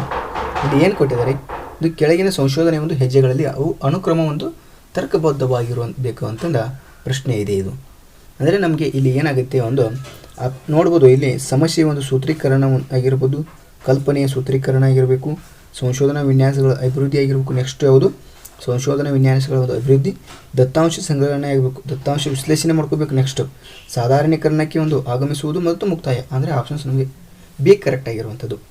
ನೆಕ್ಸ್ಟ್ ಪಾಯಿಂಟ್ ನೋಡೋಣ. ಇದು ನೆಟ್ನೋಗ್ರಫಿ ಅಂದರೆ ಏನು? ನೆಟ್ನೋಗ್ರಫಿ ಅಂದರೆ ಆಪ್ಷನ್ಸನ್ನು ನೋಡ್ಬೋದು. ಎ ಡಿಜಿಟಲ್ ಅನ್ವೇಷಣೆ, ಬಿ ನೆಟಿಜನ್ಗಳ ಒಂದು ಮಾರುಕಟ್ಟೆ ಸಂಶೋಧನೆ, ಸಿ ಸಾಮಾಜಿಕ ಒಂದು ಮಾಧ್ಯಮದ ಒಂದು ಸಂಶೋಧನೆ, ಡಿ ಆನ್ಲೈನ್ ಒಂದು ಜನಾಂಗಶಾಸ್ತ್ರದ ಒಂದು ಸಂಶೋಧನೆ ಅಂತ ನೋಡ್ಬೋದು. ಇಲ್ಲಿ ನಮಗೆ ಆನ್ಸರ್ ಯಾವುದಾಗತ್ತೆ ಅಂದರೆ ಆನ್ಲೈನ್ ಒಂದು ಜನಾಂಗಶಾಸ್ತ್ರದ ಒಂದು ಸಂಶೋಧನೆ ಅಂತ ನೋಡ್ಬೋದು, ಎಟ್ನೋಗ್ರಾಫಿ ಅಂತ. ಇನ್ನು ನೆಕ್ಸ್ಟ್ ಪ್ರಶ್ನೆ, ಇವುಗಳಲ್ಲಿ ಫ್ರೆಡ್ ಎನ್ ಕೆರ್ಲಿಂಗ್ ರವರ ಒಂದು ಬರೆದಿರುವ ಪುಸ್ತಕ ಯಾವುದು ಅಂತ ಇದೆ. ಫೌಂಡೇಶನ್ ಆಫ್ ದ ಬಿಹೇವಿಯರ್ ಒಂದು ರಿಸರ್ಚ್ ಅಂತ ಇದೆ. ಬಿ ಅನ್ನು ನೋಡ್ಬೋದು. ಮೆಥಡ್ಸ್ ಇನ್ ಸೋಷಿಯಲ್ ರಿಸರ್ಚ್ ಅಂತ ನೋಡ್ತೀವಿ. C scientific social surveys and research ಅಂತ ನೋಡ್ತೀವಿ. ಡಿ ಏನಿದೆ, ಸೋಷಿಯಾಲಜಿಕಲ್ ರಿಸರ್ಚ್ ಮೆಥಡ್ಸ್ ಅಂತ ನೋಡ್ತೀವಿ. ಆನ್ಸರ್ ಏನಾಗುತ್ತೆ ನಮಗೆ 28ನೇ ಒಂದು ಪ್ರಶ್ನೆಗೆ ಆಪ್ಷನ್ಸ್ ಎ ಕರೆಕ್ಟ್ ಆಗಿರುವಂಥದ್ದು, ಫೌಂಡೇಶನ್ಸ್ ಆಫ್ ಬಿಹೇವಿಯರ್ ರಿಸರ್ಚ್ ಅಂತ ನೋಡ್ತೀವಿ. ಇನ್ನು ಶೂನ್ಯ ಕಲ್ಪನೆ ಅಂತ ನೋಡ್ತೀವಿ. ನೆಕ್ಸ್ಟ್ ಪಾಯಿಂಟು, ಒಂದು ಶೂನ್ಯ ಕಲ್ಪನೆ ಅಂದರೆ ಏನು? ಎ ಅನ್ನು ನೋಡ್ಬೋದು, ವ್ಯತ್ಯಾಸವಿಲ್ಲದಿರುವ ಒಂದು ಕಲ್ಪನೆ ಅಂತ ನೋಡ್ತೀವಿ. ಬಿ ಅನ್ನು ನೋಡೋದು, ಶೂನ್ಯದ ಒಂದು ಮೌಲ್ಯವನ್ನು ವ್ಯತ್ಯಾಸ ಸಾಧ್ಯಕ್ಕೆ ಒಂದು ವಿನ್ಯಾಸಗೊಳಿಸುವ ಒಂದು ಕಲ್ಪನೆ ಅಂತ ನೋಡ್ತೀವಿ. ಸಿ ಅನ್ನು ನೋಡ್ಬೋದು, ಶೂನ್ಯ ಮಹತ್ವದ ಒಂದು ಕಲ್ಪನೆ ಅಂತ ನೋಡ್ತೀವಿ. ಡಿ ಅನ್ನು ನೋಡ್ಬೋದು, ಸಾಬೀತುಪಡಿಸಿದ ಒಂದು ಅಥವಾ ನಿರಾಕರಿಸಿದ ಒಂದು ಕಲ್ಪನೆ ಅಂತಂದು ನೋಡ್ತೀವಿ. ಆನ್ಸರ್ ಯಾವುದಾಗುತ್ತೆ ನಮಗೆ ವ್ಯತ್ಯಾಸವಿಲ್ಲದಿರುವ ಒಂದು ಕಲ್ಪನೆ ಅಂತಂದು ಈ ಆಪ್ಷನ್ಸನ್ನು ನೋಡ್ತೀವಿ. ಅಂದರೆ ಶೂನ್ಯ ಕಲ್ಪನೆ ಅಂದರೆ ಏನು? ವ್ಯತ್ಯಾಸವಿಲ್ಲದಿರುವ ಒಂದು ಕಲ್ಪನೆ ಅಂತಂದು ನೋಡ್ತೀವಿ. ನೋಡ್ಬೋದು ಇಲ್ಲಿ 30ನೇ ಪ್ರಶ್ನೆಯನ್ನು, ಸಂಶೋಧನೆಯ ಒಂದು ಸಮಸ್ಯೆಯ ಒಂದು ವೈವಿಧ್ಯಮಯ ಜನಸಂಖ್ಯೆಗೆ ಒಂದು ಸಂಬಂಧಿಸಿದಾಗ ಈ ಕೆಳಗಿನ ಒಂದು ಮಾದರಿ ವಿಧಾನಗಳಲ್ಲಿ ಯಾವುದು ಅತ್ಯಂತ ಸೂಕ್ತವಾಗಿದೆ ಅಂತ ಇದೆ. ಎ ಅನ್ನು ನೋಡಬಹುದು, ಸಮುದಾಯ ಮಾದರಿ. ಬಿ ಶ್ರೇಣೀಕೃತ ಮಾದರಿ. ಸಿ ಅನುಕೂಲಕರ ಒಂದು ಮಾದರಿ. ಡಿ ಸರಳ ಯಾದೃಚ್ಛಿಕ ಮಾದರಿ ಅಂತ ಇದೆ. ಆನ್ಸರ್ ಯಾವುದಾಗುತ್ತೆ ಅಂದರೆ ಇಲ್ಲಿ ನಮಗೆ 30ನೇ ಒಂದು ಪ್ರಶ್ನೆಗೆ ಬಿ ಕರೆಕ್ಟ್ ಆಗಿರುವಂಥದ್ದು, ಶ್ರೇಣೀಕೃತ ಮಾದರಿ ಅಂತಂದು ನೋಡ್ತೀವಿ. ಅಂದರೆ ಸಂಶೋಧನೆಯ ಒಂದು ಸಮಸ್ಯೆ ಒಂದು ವೈವಿಧ್ಯಮಯ ಜನಸಂಖ್ಯೆಗೆ ಸಂಬಂಧಿಸಿದಾಗ ಒಂದು ಶ್ರೇಣೀಕೃತ ಒಂದು ಮಾದರಿ ಅತ್ಯಂತ ಸೂಕ್ತವಾಗಿದೆ ಅಂತ ನೋಡ್ತೀವಿ. ಇನ್ನು ನೆಕ್ಸ್ಟ್ ಪ್ರಶ್ನೆ, 31ನೇ ಪ್ರಶ್ನೆ ಏನಿದೆ, ಅಪೇಕ್ಷಿಸಿದ ಒಂದು ಇಮೇಲ್ ಸಂದೇಶವನ್ನು ಒಂದೇ ಬಾರಿಗೆ ಹಲವು ಸ್ವೀಕೃತಿಗಳಿಗೆ ಕಳುಹಿಸಿದರೆ ಅದೊಂದು ಏನಾಗುತ್ತೆ? ವರ್ಮ್ ಆಗಿರುವಂಥದ್ದು, ವೈರಸ್ ಆಗಿರುವಂಥದ್ದು, ಟ್ರೇಟ್ ಆಗಿರುವಂಥದ್ದು, ಸ್ಟ್ಯಾಮ್ ಅಂತಂದು ಕೇಳಿದ್ದಾರೆ. ಇಲ್ಲಿ ಯಾವುದಾಗುತ್ತೆ ಅಂದರೆ ಒಂದೇ ಇಮೇಲ್ ಸಂದೇಶ ಒಂದೇ ಬಾರಿಗೆ ಹಲವು ಸ್ವೀಕೃತಿದಾರರಿಗೆ ಕಳುಹಿಸಿದರೆ ಅದೊಂದು ಏನಾಗುತ್ತೆ ನಮಗೆ ಆನ್ಸರ್ ಡಿ ಸ್ಪ್ಯಾಮ್ ಆಗಿರುವಂಥದ್ದು. ಅಂದರೆ ಒಮ್ಮೆ ಅಂದರೆ ಸ್ವೀಕೃತಿದಾರರಿಗೆ ಸ್ಪ್ಯಾಮ್ ಆಗಿರುವಂಥದ್ದು. ಇನ್ನು 32ನೇ ಪ್ರಶ್ನೆ ನೋಡ್ಬೋದು, ಸಂಕೇತ ಮತ್ತು ತಂತಿಗಳ ಒಂದು ನಡುವಿನ ವ್ಯತ್ಯಾಸವೇನು ಅಂತಂದ ಇದೆ. ಎ ನೋಡ್ಬೋದು, ಸಂಕೇತವು ಸಂಪೂರ್ಣವಾಗಿ ಒಂದು ಮುಕ್ತ ವಿಷಯವಾಗಿದೆ. ಬಿ ತಂತಿಯು ಸಂಪೂರ್ಣವಾಗಿ ಒಂದು ಮುಕ್ತ ವಿಷಯವಾಗಿದೆ. ಸಿ ಸಂಕೇತವು ದತ್ತಾಂಶಗಳ ಜೊತೆಗೆ ದೂರವಾಣಿ ಸಂಖ್ಯೆಯನ್ನು ಸಂಗ್ರಹಿಸುತ್ತದೆ. ಡಿ ತಂತಿಯ ದತ್ತಾಂಶವು ದೂರವಾಣಿ ಸಂಖ್ಯೆಯೊಂದಿಗೆ ಲಿಂಕ್ ಆಗಿಲ್ಲ ಅಂತಂದ ಪ್ರಶ್ನೆ ಇದೆ. ಇಲ್ಲಿ ನೋಡ್ಬೋದು ನಮಗೆ ಆನ್ಸರ್ ಯಾವುದಾಗುತ್ತೆ, ಈ ಸಂಕೇತ ಮತ್ತು ತಂತಿಯ ನಡುವಿನ ವ್ಯತ್ಯಾಸ ಏನು, ಸಂಕೇತವು ಸಂಪೂರ್ಣವಾಗಿ ಒಂದು ಮುಕ್ತ ವಿಷಯವಾಗಿರುವಂಥದ್ದು ಅಂತಂದ ನೋಡ್ತೀವಿ. ಆಪ್ಷನ್ಸ್ ಎ ಕರೆಕ್ಟ್ ಆಗಿರುವಂಥದ್ದು. ಇನ್ನು ನೆಕ್ಸ್ಟ್ ಪ್ರಶ್ನೆ ನೋಡೋಣ. 33ನೇ ಪ್ರಶ್ನೆ ನೋಡಬಲ್ಲಿ ಭಾರತದ ಅತಿ ದೊಡ್ಡ ಟಿವಿ ಪ್ರಯೋಗ ಯಾವುದು ಅಂತಂದ ಇದೆ. ಎ ಗ್ರಾಮ್ ಸೈಟ್ ಆಗಿರ್ಬೋದು, ಬಿ ಜಬು JDCP ಅಂತ ನೋಡ್ತೀವಿ, ಸಿ ಕೇಡ್ ಕಮ್ಯುನಿಕೇಷನ್ ಪ್ರಾಜೆಕ್ಟ್ ಅಂತ ನೋಡ್ತೀವಿ, ಡಿ ಸೈಟ್ ಅಂತ ನೋಡ್ತೀವಿ. ಇಲ್ಲಿ ಆನ್ಸರ್ ಯಾವುದಾಗುತ್ತೆ ಅಂದರೆ ನಮಗೆ ಭಾರತದ ಒಂದು ಅತಿ ದೊಡ್ಡ ಪ್ರಯೋಗ ಟಿವಿ ಪ್ರಯೋಗ ಯಾವುದು ಅಂದರೆ ನಮಗೆ ಆನ್ಸರ್ ಯಾವುದಾಗುತ್ತೆ, ಸೈಟ್ ಅಂತ ನೋಡ್ತೀವಿ. ಡಿ ಕರೆಕ್ಟ್ ಆಗಿರುವಂಥದ್ದು. ಇನ್ನು 34ನೇ ಪ್ರಶ್ನೆ, ರಾಷ್ಟ್ರೀಯ ಒಂದು ಮಾಹಿತಿ ಕೇಂದ್ರವು ವಾಟ್ಸಪ್ನ ಮೂಲಕ 2021ರ ಒಂದು ಫೆಬ್ರವರಿಯಲ್ಲಿ ತ್ವರಿತ ಹೊಸಗೆಯನ್ನು ಕಳುಹಿಸುವುದು ಒಂದು ವೇದಿಕೆಯನ್ನು ಪ್ರಾರಂಭಿಸಿತು. ಅದರ ಒಂದು ಆ್ಯಪನ್ನು ಗುರುತಿಸಿ ಅಂತ ಇದೆ. ಇಲ್ಲಿ ಆಪ್ಷನ್ಸ್ ಎ ಅನ್ನು ನೋಡೋದು ಸಂದೇಶ ಆಗಿರ್ಬೋದು, ಬಿ ವಾರ್ತಾ ಅಂತ ನೋಡ್ತೀವಿ, ಸಿ ಸಹಯೋಗ ಅಂತ ನೋಡ್ತೀವಿ, ಖಬರ್ ಅಂತ ಇದೆ. ಇಲ್ಲಿ ಆನ್ಸರ್ ಯಾವುದಾಗುತ್ತೆ ಎಂದು ಇದು ಕರೆಂಟ್ ಪೇಪರ್ ಆಗಿರುವಂಥ ಒಂದು ಅಂದರೆ 2021ರ ಕ್ವಶನ್ ಪೇಪರ್ ಆಗಿರುವಂಥದ್ದು. ಇದು ಕರೆಂಟ್ ಪೇಪರ್ ಮೇಲೆ ಪ್ರಶ್ನೆ ಕೇಳಿದ್ದಾರೆ. ಅದೇ ಒಂದು ವರ್ಷದಲ್ಲಿ 2021ರ ಫೆಬ್ರವರಿಯಲ್ಲಿ ತ್ವರಿತದ ಒಂದು ಹೊಸಗೆಯನ್ನು ಕಳುಹಿಸುವ ಒಂದು ವೇದಿಕೆಯನ್ನು ಅಂತಂದು ಕೊಟ್ಟಿದ್ದಾರೆ. ಇಲ್ಲಿ ಆನ್ಸರ್ ಯಾವುದೈತೆ ಅಂದರೆ ಸಂದೇಶ ಅಂತಂದು ನೋಡ್ತೀವಿ. ಇನ್ನು 35ನೇ ಪ್ರಶ್ನೆ ನೋಡ್ಬೋದು, ಡ್ಯಾಶ್ಬೋರ್ಡ್ ಎಂದರೆ ಏನು? ಇದೊಂದು ಸ್ಕೋರ್ ಕಾರ್ಡ್ ಆಗಿರುವಂಥದ್ದು. ಬಿ ಏನಿದೆ, ಮಾಹಿತಿ ನಿರ್ವಹಣಾ ಒಂದು ಸಲಕರಣೆ ಆಗಿರುವಂಥದ್ದು. ಸಿ ಆರೋಗ್ಯ ಮಾಹಿತಿ ನಿರ್ವಹಣಾ ಒಂದು ಸಲಕರಣೆ ಅಂತಂದು ಕೇಳ್ತಾರೆ. ಸಿ ಕ್ಲೌಡ್ ಸ್ಟೋರೇಜ್ ಅಂತಂದು ಇದೆ. ಆನ್ಸರ್ ಯಾವುದಾಗುತ್ತೆ ನಮಗೆ ಆಪ್ಷನ್ಸ್ನಲ್ಲಿ ಆಪ್ಷನ್ಸ್ ಬಿ ಕರೆಕ್ಟ್ ಆಗಿರುವಂಥದ್ದು, ಮಾಹಿತಿ ನಿರ್ವಹಣಾ ಸಲಕರಣೆ ಆಗಿರುವಂಥದ್ದು. ಡ್ಯಾಶ್ಬೋರ್ಡ್ ಅನ್ನುವುದು ಮಾಹಿತಿ ಒಂದು ನಿರ್ವಹಣಾ ಒಂದು ಸಲಕರಣೆ ಅಂತ ಮಾಡ್ತೀವಿ. ಇನ್ನು ನೆಕ್ಸ್ಟ್ ಪ್ರಶ್ನೆಗಳನ್ನು ನೋಡೋಣ. ನೆಕ್ಸ್ಟ್ ಪ್ರಶ್ನೆ ಏನಿದೆ, ಇಲ್ಲಿ ವಾಚನ ಒಂದು ಗ್ರಹಿಕೆ ಅಂತ ನೋಡ್ತೀವಿ. 36ರಿಂದ ಒಂದು 40ನೇ ಪ್ರಶ್ನೆಗಳನ್ನು ನೀವೇ ನೋಡ್ಕೊಳ್ಳೋಣ.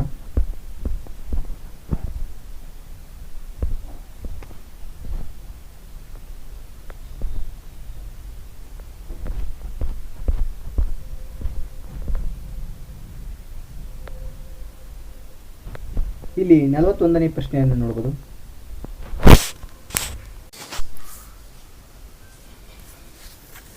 ಇಲ್ಲಿ ನೋಡ್ಬೋದು, ಇಲ್ಲಿ ಡಾಟಾ ಇಂಟರ್ಪ್ರಿಟೇಷನ್ ಮೇಲೆ ಪ್ರಶ್ನೆ ಕೊಟ್ಟಿದ್ದಾರೆ ಪೈ ಒಂದು ಚಾರ್ಟ್ನಲ್ಲಿ. ಇಲ್ಲಿ ನೋಡ್ಬೋದು ನಾವು ಈ 41ರಿಂದ 45ರವರೆಗೆ ಪ್ರಶ್ನೆಗಳನ್ನು ಕೊಟ್ಟಿದ್ದಾರೆ. ಇಲ್ಲಿ ನಿಮಗೆ ಡಾಟಾ ಇಂಟರ್ಪ್ರಿಟೇಷನ್ ಬಗ್ಗೆ ಕ್ಲಾಸ್ ಮಾಡಿದ್ದೀನಿ, ಅವುಗಳನ್ನು ಅಲ್ಲಿ ನೋಡ್ರಿ. ಇನ್ನು ಈ 46ನೇ ಪ್ರಶ್ನೆ ನೋಡ್ರಿ, ವಾಚನ ಒಂದು ಪ್ರತಿಪಾದನೆ ಅಂದರೆ ವಾಕ್ಯಗಳಲ್ಲಿ ಒಂದು ಪ್ರತಿಪಾದನೆ ಒಂದು ಇನ್ನೊಂದು ಕಾರಣ ಎಂದು ಸೂಚಿಸಲಾಗಿದೆ. ಅಂದರೆ ಪ್ರತಿಪಾದನೆ ಎ ಆಗಿರ್ಬೋದು, ಕಾರಣವನ್ನು ನೋಡ್ತಾ ಹೋಗೋಣ. ಇಲ್ಲಿ ಔಪಚಾರಿಕ ಸಂವಹನವು ಒಂದು ಮಾಹಿತಿ ವ್ಯವಸ್ಥಿತವಾದ ಮತ್ತು ಕ್ರಮಬದ್ಧವಾದ ಒಂದು ಹರಿವು ಅಂತಂದು ಇದೆ. ಇಲ್ಲಿ ಯಾವುದು ಕರೆಕ್ಟ್ ಆಗಿರುವಂಥದ್ದು 46ನೇ ಪ್ರಶ್ನೆಗೆ ನಮಗೆ 46ನೇ ಪ್ರಶ್ನೆಗೆ ಡಿ ಕರೆಕ್ಟ್ ಆಗಿರುವಂಥದ್ದು. ಎ ಎಂಬುದು ಸುಳ್ಳು ಮತ್ತು ಆದರೆ ಆರ್ ಎಂಬುದು ಸತ್ಯ ಅಂತ ಇದೆ. ಔಪಚಾರಿಕ ಸಂವಹನವು ತ್ವರಿತ ಹಾಗೂ ಹೊಂದಿಕೊಳ್ಳುವಂಥದ್ದು ಅಂತ ಇದೆ. ಔಪಚಾರಿಕ ಸಂವಹನ ಏನಾಗುತ್ತೆ, ತ್ವರಿತ ಮತ್ತು ಹೊಂದಿಕೊಳ್ಳುವಂಥದ್ದು ಇಲ್ಲ, ಇದು ತಪ್ಪಾಗಿರುವಂಥದ್ದು. ಔಪಚಾರಿಕ ಸಂವಹನ ಒಂದು ಮಾಹಿತಿ ಮತ್ತು ವ್ಯವಸ್ಥಿತವಾದ ಒಂದು ಕ್ರಮಬದ್ಧವಾದ ಒಂದು ಹರಿವು ಆಗಿರುವಂಥದ್ದು. ಇದು ಕಾರಣ ಏನಾಗೈತೆ, ಕರೆಕ್ಟ್ ಆಗಿರುವಂಥದ್ದು. ಇನ್ನು 47ನೇ ಪ್ರಶ್ನೆ ನೋಡೋಣ. 47ನೇ ಪ್ರಶ್ನೆ ಏನಿದೆ, ಏಕಕಾಲದಲ್ಲಿ ಬೃಹತ್ತಾದ ಒಂದು ವೈವಿಧ್ಯಮಯವಾದ ವಿವಿಧ ಸ್ವರೂಪದ ಮತ್ತು ಚದುರಿ ಹೋಗಿರುವ ಒಂದು ಪ್ರೇಕ್ಷಕರಿಗೆ ಏಕೈಕ ಮೂಲದಲ್ಲಿ ಮಾಹಿತಿಯನ್ನು ರವಾನಿಸುವ ಒಂದು ಸಂವಹನದ ವಿಧಾನವನ್ನು ಹೀಗೆಂದು ಕರೆಯುತ್ತಾರೆ ಅಂತ ಇದೆ. ಎ ಅನ್ನು ನೋಡ್ಬೋದು, ಗುಂಪು ಸಂವಹನ, ಬಿ ಸಮೂಹ ಸಂವಹನ, ಸಿ ಆಂತರಿಕ ಸಂವಹನ, ಡಿ ಸಾರ್ವಜನಿಕ ಸಂವಹನ ಅಂತಂದ ಪ್ರಶ್ನೆ ಇದೆ. ಇಲ್ಲಿ ರವಾನಿಸುವ ಒಂದು ಮಾಹಿತಿಯನ್ನು ರವಾನಿಸುವ ಒಂದು ಸಂವಹನಕ್ಕೆ ಏನಂತಂದು ಕರಿತೀವಿ ನಾವು. ಇಲ್ಲಿ ವಿಧಾನವನ್ನು ಹೀಗೆಂದು ಕರೆಯುತ್ತೇವೆ ಅಂತಂದು ಇದೆ, ಮಾಹಿತಿಯನ್ನು ರವಾನಿಸುವುದು. ಇಲ್ಲಿ ಆನ್ಸರ್ ಯಾವುದಾಗುತ್ತೆ ನಮಗೆ ಬಿ ಕರೆಕ್ಟ್ ಆಗಿರುವಂಥದ್ದು, ಒಂದು ಸಮೂಹ ಸಂವಹನ ಆಗಿರುವಂಥದ್ದು. ಇದು ಒಂದು ಮಾಹಿತಿಯನ್ನು ಬಿತ್ತರಿಸುವುದಕ್ಕೆ ಸಮೂಹ ಸಂವಹನ ಆಗಿರುವಂಥದ್ದು. 48ನೇ ಪ್ರಶ್ನೆ, ಒಂದು ನೆಟ್ವರ್ಕ್ ಒಳಗೆ ಪ್ರಸಾರಕ್ಕಾಗಿ ದತ್ತಾಂಶವನ್ನು ಸಂಕೇತೀಕರಣ ಮತ್ತು ಅಸ್ತವ್ಯಸ್ತಗೊಳಿಸುವುದನ್ನು ಹೀಗೆಂದು ಕರೆಯುತ್ತಾರೆ ಅಂತ ಇದೆ. ಇಲ್ಲಿ ಎ ಅನ್ನು ನೋಡ್ಬೋದು, ಎ ಏನಿದೆ ನಮಗೆ ಪ್ರೊಟೆಕ್ಷನ್ ಆಗಿರ್ಬೋದು, ಬಿ ಡಿಕ್ರಿಪ್ಷನ್ ಅಂತ ನೋಡ್ತೀವಿ, ಸಿ ಎನ್ಕ್ರಿಪ್ಷನ್ ಅಂತ ನೋಡ್ತೀವಿ, ಡಿ ಕೋಡಿಂಗ್ ಅಂತ ನೋಡ್ತೀವಿ. ನಮಗೆ ಆನ್ಸರ್ ಯಾವುದಾಗುತ್ತೆ ಇಲ್ಲಿ 48ನೇ ಒಂದು ಪ್ರಶ್ನೆಗೆ ಸಿ ಕರೆಕ್ಟ್ ಆಗಿರುವಂಥದ್ದು, ಎನ್ಕ್ರಿಪ್ಷನ್ ಅಂತ ನೋಡ್ತೀವಿ. ಇನ್ನು 49ನೇ ಪ್ರಶ್ನೆ ನೋಡು, ಸೈದ್ಧಾಂತಿಕ ಸಂಕೇತಗಳು ಮತ್ತು ನಮ್ಮ ಸಾಮೂಹಿಕ ರೂಪಿಸುತ್ತವೆ ಅಂತ ಪ್ರಶ್ನೆ ಇದೆ. ಒಂದು ಗ್ರಹಿಕೆ ಆಗಿರ್ಬೋದು, ಒಂದು ಬಳಕೆ ಆಗಿರ್ಬೋದು, ರಚನೆ, ಉತ್ಪಾದನೆ ಅಂತಂದು ಆಪ್ಷನ್ಸ್ಗಳನ್ನು ಕೊಟ್ಟಿದ್ದಾರೆ. 49ನೇ ಒಂದು ಪ್ರಶ್ನೆಗೆ ಆಪ್ಷನ್ಸ್ ಯಾವುದಾಗುತ್ತೆ ನೋಡಿದ್ರೆ ಆಪ್ಷನ್ಸ್ ನಮಗೆ ಎ ಕರೆಕ್ಟ್ ಆಗಿರುವಂಥದ್ದು, ಗ್ರಹಿಕೆ ಅಂತ ನೋಡ್ತೀವಿ. ಸೈದ್ಧಾಂತಿಕ ಸಂಕೇತಗಳ ಒಂದು ಸಾಮೂಹಿಕ ಒಂದು ಗ್ರಹಿಕೆ ರೂಪಿಸುತ್ತದೆ ಅಂತ ಇದೆ.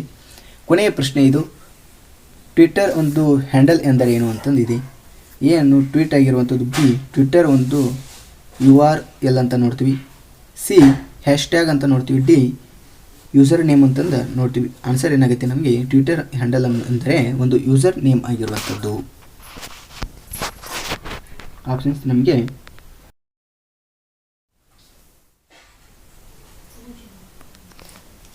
ಎರಡು 2021 ಒಂದು ಕ್ವಶನ್ ಪೇಪರ್ 1 ಕಂಪ್ಲೀಟ್ ಆಯಿತು.